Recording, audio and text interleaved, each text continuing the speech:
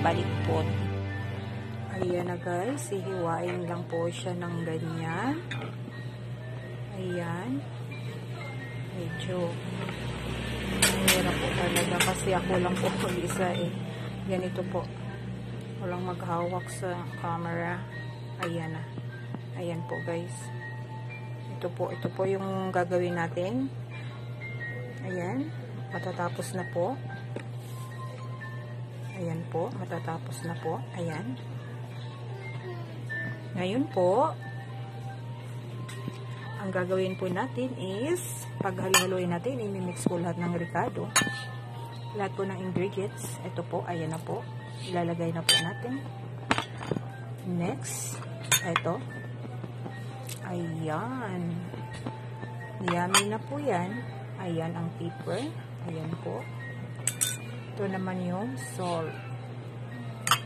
Depende po sa inyo kung ano po yung mas malasa sa inyong panlasa. At ito naman, i-mix na po natin. Ihahalo ko na po lahat. Bali ang matitira is adding cheese. Ayan na guys. Ihahalo ko lang. Lalagay natin sa bowl lahat. Para i-mix na lang po natin. Ayan na guys.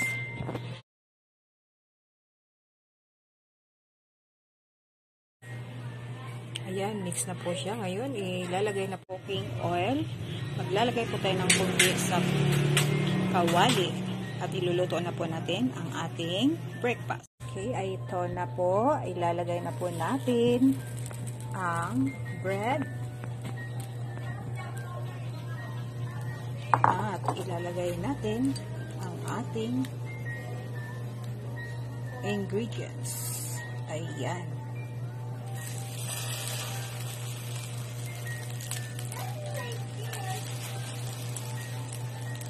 Ayan na guys. At ito naman po yung adding cheese. Ayan na siya.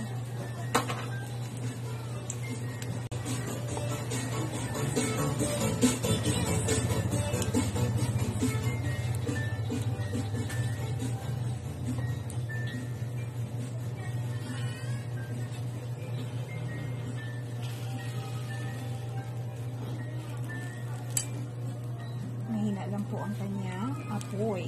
Ayan na guys.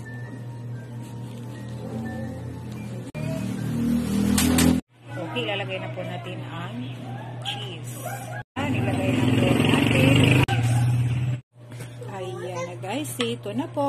Luluto na. Napakasarap guys. Ayun.